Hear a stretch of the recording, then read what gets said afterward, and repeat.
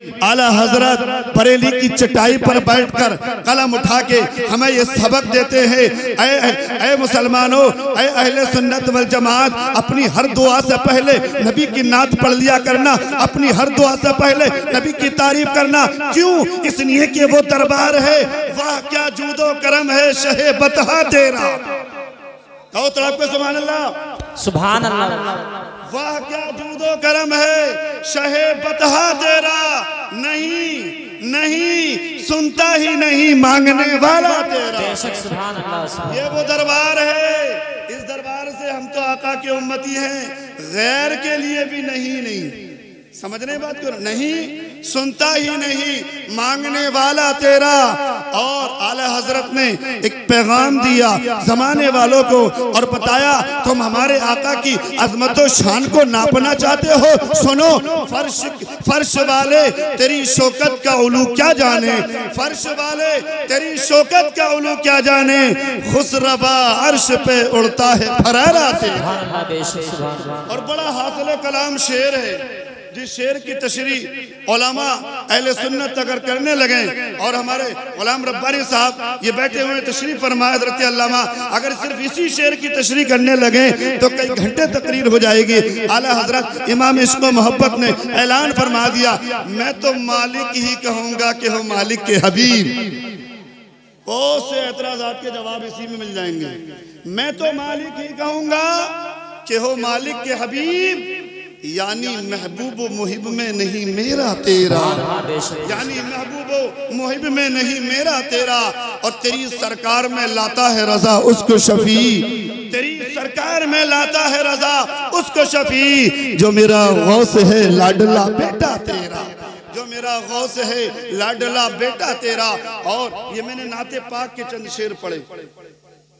क्या पढ़ी मैंने? ये नात सुनाई आपको, नात। अभी हमारे कारी रेहान कमाली साहब पढ़ रहे थे, तस्लीम वारिसी साहब पढ़ रहे थे, ये भी नात पढ़ रहे थे ना। अगर किसी से इस तरह से नात पढ़ना ना आया करे तो इस तरह पढ़ लिया करो जिस तरह मैं पढ़ता हूँ। अभी सुने ना, अब मनकबत के 2-3 शेर और पढ़ता हूँ, फिर एक हदीस पाक उसका तर्जुमा और बात इंशाल्लाह खत्म हो जाएगी। मेरे आका करीम सल्लल्लाहु अलैहि वसल्लम के दीवानों, हमारा ईमान है जहाँ हम आका का जिक्र करते हैं वह आका के चहीते प्यारे मौलाए कायनात अली मुर्तजा का जिक्र करते हैं। एक दीवाने ने कहा, क्यों करते हैं हम अली अली, क्यों सजाते हैं ये मौलाए कायनात की जिक्र की महफिलें, मेरी बिगड़ी बनाने को अली का नाम काफी है। कहो सुभान अल्लाह, सुभान अल्लाह। अगर किसी के याद ना हो सुभान अल्लाह तो मेरा काम यही है, सुबह को तो मदरसे में याद कराता हूँ और शाम को कहीं मिलाद मिल जाए तो मिलाद में याद करा देता हूँ। अगर किसी के याद में बता देना, अभी याद करा देंगे यही क्या, सुभान अल्लाह। मेरी बिगड़ी बनाने को अली का, मेरी बिगड़ी बनाने को अली का नाम काफी है, और सोई किस्मत जगाने को अली का नाम काफी है। और अली का जिक्र करता हूँ इबादत है यही मेरी, अली का जिक्र करता हूँ इबादत है यही मेरी, खताएं बख्शवाने को अली का नाम काफी है, खताएं बख्शवाने को अली का नाम काफी है। और दरे हैदर से निस्बत है नहीं परवाह दुनिया की, दरे हैदर से निस्बत है नहीं परवाह दुनिया की, मेरे सारे घराने को अली का नाम काफी है, मेरे सारे घराने को अली का नाम काफी है। और अली के मुनकिरों से क्यों उलझते हो सरे महफिल, अली के मुनकिरों से क्यों उलझते हो सरे महफिल, उनका दिल जलाने को अली का नाम काफी है, उनका दिल जलाने को अली का नाम काफी है। और जमाना रूठ जाए पर मुझे परवाह नहीं सय्यद, मेरी इज्जत बचाने को अली का नाम काफी है। अजीजा ने मिल्लत इस्लामिया, ये जो हमने प्रोग्राम सजाया, क्यों सजाया? ताकि हम मरहूम ज़हीर अहमद साहब के लिए दुआ करें। क्या करें?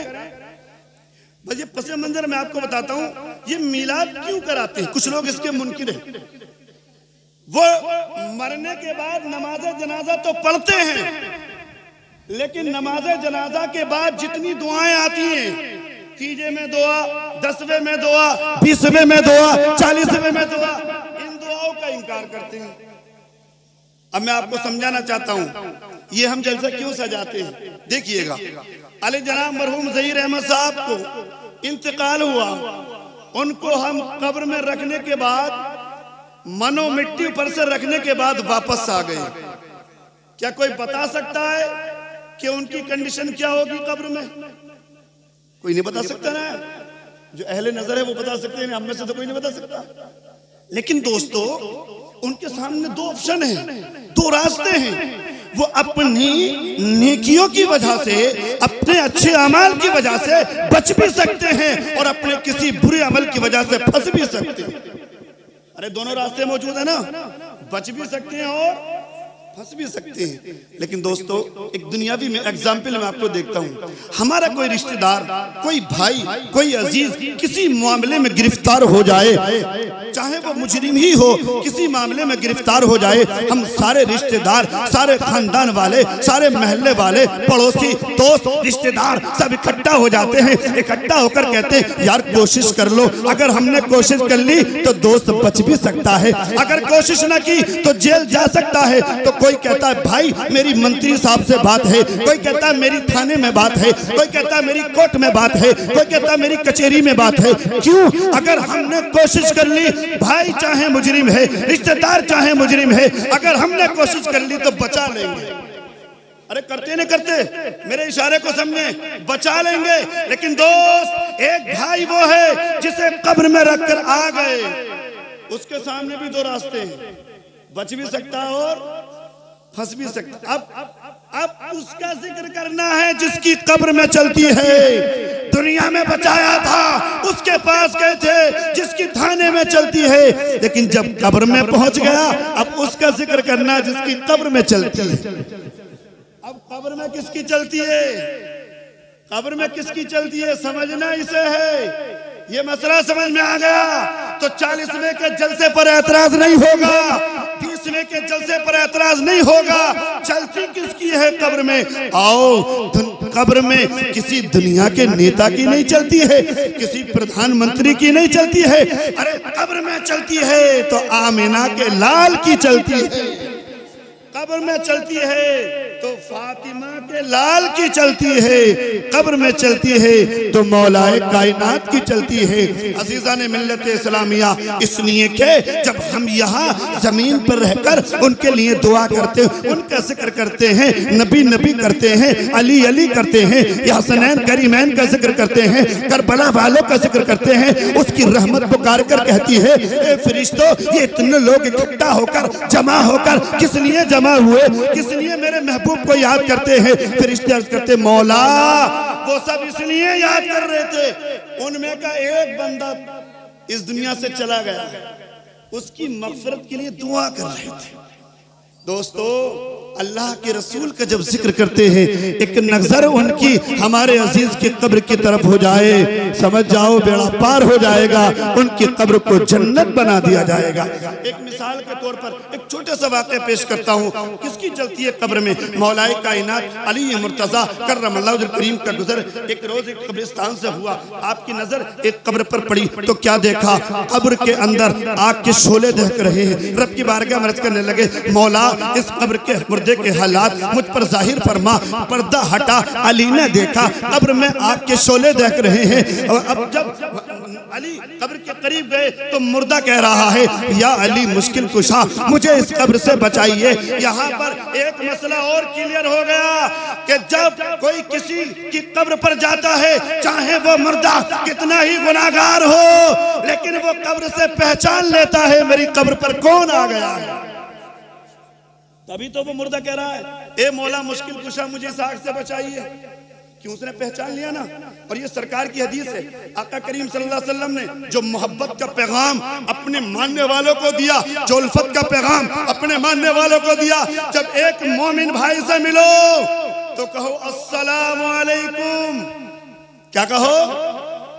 तुम पर अल्लाह की सलामती हो, तुम सलामत रहो, तुम खैर से रहो, तुम सही और सालिम रहो। लेकिन मेरे दोस्तों, ये मोहब्बत का पैगाम, ये उल्फत का पैगाम सिर्फ जिंदगी तक महदूद नहीं है। मेरे करीम नबी ने कहा, वही भाई, वही दोस्त, वही रिश्तेदार जब कब्रिस्तान में पहुंच जाए, कब्र के अंदर पहुंच जाए, अब जब तुम कब्रिस्तान से गुजरो, सलाम अब भी करो। क्या कहो? अस्सलाम वालेकुम या अहलल कुबूर। पता चला मेरे आका ने ऐलान फरमा दिया कि जो रिश्ता मोहब्बत है सिर्फ जिंदगी में ही खत्म नहीं होता, मरने के बाद भी बाकी रहता है।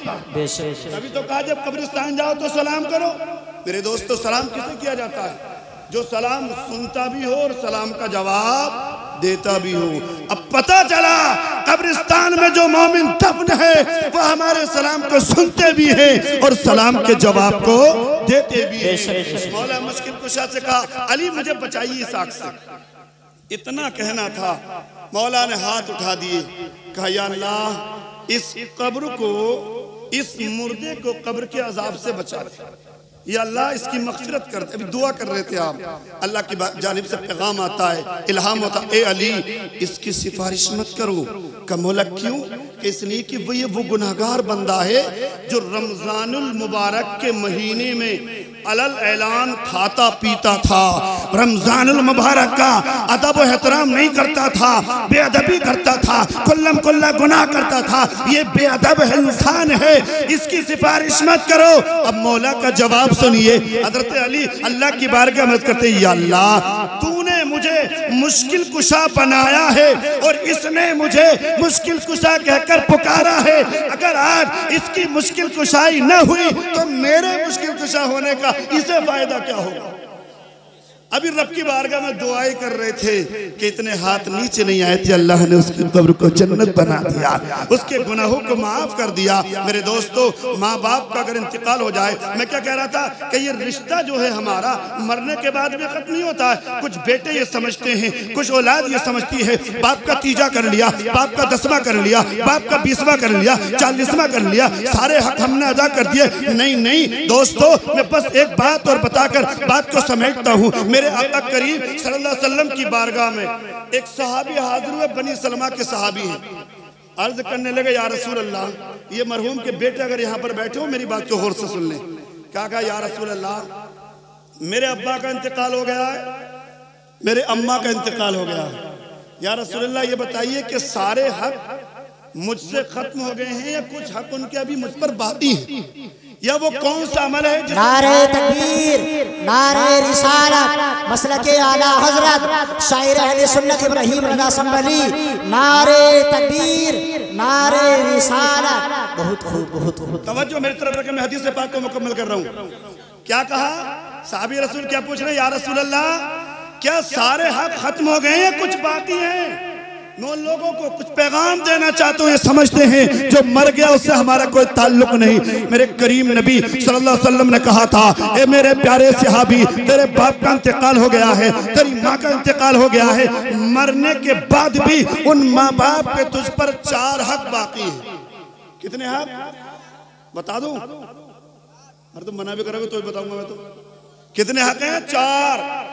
पहला हक, सरकार दो आलम सल्लल्लाहु अलैहि वसल्लम ने कहा, पहला हक कफन, दफन, नमाजे जनाजा।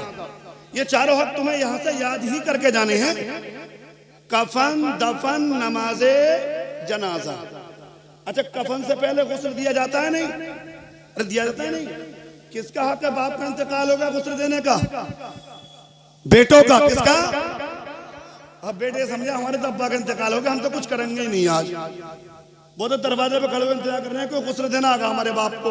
जब दोस्तों जो गुस्ल देना आ रहा है कहीं से, तुम्हें मालूम है उसकी कंडीशन क्या है? दोस्तों, जितना जितना एहतियात बाप को गुस्ल देने में बेटे कर सकते हैं, कोई और नहीं कर सकता। माँ का इंतकाल होगा तो किसका हक है? बेटियों का। अच्छा, गुस्ल के बाद में क्या दिया जाता है? कफन। क्या दिया जाता है? कफन। मैं इस जिम्मेदार स्टेज से तुम्हें एक पैगाम दे रहा हूँ। बाप का इंतकाल हुआ, सारी जमीन बेटों के नाम, सारी प्रॉपर्टी बेटों के नाम, सारा बैंक बैलेंस बेटों के नाम, सारी जायदाद बेटों के नाम, और बाप का इंतकाल हो गया कफन ससुराल वालों के नाम, और ऐसी हो रही है ना, कफन ससुराल में इकट्ठा कर रहे हैं लोग। 4 भाई हैं, वो चारों पैसे इकट्ठा कर रहे हैं। बहनोई साहब का इंतकाल हो गया है, कफन दफन का खर्चा देना है। मेरे दोस्तों, ये रिवाज हमारे दरमियान बहुत गलत है, हमारी किसी किताब में ये मौजूद नहीं है। अरे बाप का इंतकाल हुआ है, सारी प्रॉपर्टी, सारा वर्ष विरसा वारिसों के नाम है, तो कफन भी उन्हीं के नाम है, कफन भी वही दे। बीवी का इंतकाल हो गया, शोहर कफन दे। माँ बाप का इंतकाल हो गया, औलाद कफन दे। अगर ससुराल वाले, तुम्हारी ननिहाल वाले कुछ तोहफा देना चाह रहे हैं, उनसे कहो भाई कफन दफन के नाम पर मत देना। अगर तुम्हें अपनी बहन या बहनोई के लिए कुछ खर्च करना है तो इस रकम को अल्लाह की राह में खर्च कर दो। जब तक मस्जिदों में नमाजें होती रहेंगी, मदरसों में कुरान की तिलावत होती रहेगी, इसका सवाब उनकी रूह को पहुंचता रहेगा। तीसरा हक, दूसरा हक, सरकार दो आलम सल्लल्लाहु अलैहि वसल्लम फरमाते नमाजे जनाजा, कफन दफन नमाजे जनाजे पहला हो गया। इसलिए तुमने देखा होगा जब नमाजे जनाजा पढ़ी जाती है ना, आपने देखा होगा मस्जिद का इमाम है, मस्जिद का इमाम 5 टाइम नमाज पढ़ाता है, किसी से पूछता नहीं है। लेकिन जब जनाजे का वक्त आता है पूछता है, बताओ पढ़ाऊं या ना पढ़ाऊं। क्यों पूछता है? इसलिए कि ये नमाज वो वाली नमाज नहीं जो मस्जिद में पढ़ी गई थी। इस नमाज का नाम है दुआ। क्या है ये क्या है? दुआ। अब जो लोग मरने के बाद दुआ का इनकार करते हैं, उनसे कहो नमाज जनाजा पढ़ना छोड़ दो। क्यों? जो तरीका दुआ का नमाज जनाजा में है, पहले अल्लाह की तारीफ करते हैं, फिर सरकार पर दुरूद पढ़ते हैं, उसके बाद हम मग़फ़िरत की दुआ करते हैं। तो क्या कहा सरकार ने? तो क्यों अब वो इमाम मुसल्ले पर नहीं जाता? क्यों नहीं जाता? इसलिए कि ये नमाज दुआ है, और दुआ का ताल्लुक दिल से होता है। जो दिल बेटे के पास है वो किसी और के पास नहीं है। कफन दफन नमाज जनाजा। दूसरा सरकार फरमाते हैं तेरे बाप का इंतकाल हो गया, तेरी माँ का इंतकाल हो गया, तेरे बाप के जो भाई हैं, तेरे बाप के जो दोस्त हैं, तेरे बाप के जो रिश्तेदार हैं, उनसे अच्छा ताल्लुक रखना, उनसे प्यार से बातें करना, उनके पास आते जाते रहना, उनसे मुस्कुरा कर बात करना। तू अपने चचा से प्यार करेगा, बाप की खिदमत करने का सवाब मिलेगा। तू अपने ताऊ से प्यार करेगा, बाप की खिदमत करने का सवाब मिलेगा। माँ का इंतकाल हो गया, खाला को माँ समझ, तो अपनी माँ की खिदमत करने का सवाब मिलेगा। मामू से प्यार करेगा, माँ की खिदमत करने का सवाब मिलेगा। सरकार ने कहा तीसरा हक ये है, तेरे माँ बाप जो तुझसे वसीयत करके गए उस पर अमल करना। अच्छी वसीयत उसको पूरा करना। बहुत वसीयतें करते हैं, एक वसीयत तो हर माँ बाप करता है, वो क्या? बेटा कभी आपस में झगड़ा मत करना। अरे करता नहीं करता? तो अगर माँ बाप के जाने के बाद भाई आपस में प्यार से रह रहे हैं, एक दूसरे का हक अदा कर रहे हैं, तो बाप की रूह को सुकून मिलेगा। इसलिए कि नबी ने कहा औलाद के अमाल माँ बाप की कब्र में पेश किए जाते हैं। और चौथा हक सरकार दो आलम सल्लल्लाहु अलैहि वसल्लम फरमाते जब तक तू जिंदा रहे। क्या कहा? जब तक तू 40वें पे खत्म नहीं हो रहा, जब तक तू जिंदा रहे तेरे माँ बाप का तुझ पर हक ये है कि तू उनकी मग़फ़िरत की दुआ करता रहे। क्या करता रहे? अच्छा, मग़फ़िरत की दुआ से तुम ऐसे समझे बहुत कर्रा मसला बता दिया, कोई मुश्किल मसला हो गया। मग़फ़िरत की दुआ क्या है? या अल्लाह मेरे अब्बा की मग़फ़िरत कर दे। बताओ कौन नहीं कर सकता? अरे सब कह सकते हैं नहीं। जब तुम अगर बाप की याद आए ना, माँ की याद आए, आज याद करने का तरीका ये, हमारे अब्बा चले गए अब हमारा क्या होगा? देखो जब उनकी याद आए तो कुरान पढ़ लिया करो, जब उनकी याद आए तो दुरूद पढ़ लिया करो, जब उनकी याद आए ला इलाहा इल्लल्लाह मुहम्मदुर रसूलुल्लाह पढ़ लिया करो। तुम कहोगे हमसे कुरान पढ़ना नहीं आता, जितने यहाँ बैठे हो सबसे कुरान पढ़ना आता है। अगर नमाज याद है तो अलहम्द ही पढ़ना शुरू कर दिया करो, इसलिए कि अलहम्द भी कुरान की एक सूरत है। सूरह फातिहा आप पढ़ोगे, मेरे नबी ने कहा कुरान को जहां से चाहो पढ़ो, हर हर्फ के बदले में 10 नेकी मिलती है। आप अलहम्द भी पढ़ लिया करो, अलहम्द के बाद आप कुल पढ़ लिया करो। मेरे करीम नबी ने कहा कुल हुवल्लाहु अहद अल्लाहुस समद लम यलिद वलम यूलद वलम यकुल लहू कुफुवन अहद। ये कैसी सूरत है जिसका नाम सूरह इखलास है। मेरे करीम नबी फरमाते हैं जिसने इस सूरत को 3 मरतबा पढ़ लिया, इस सबक को याद करने में क्या मरतबा? 3 मरतबा पढ़ लिया, उसको पूरा कुरान पाक पढ़ने का सवाब मिलता है। पढ़ेंगे? अरे पढ़ेंगे।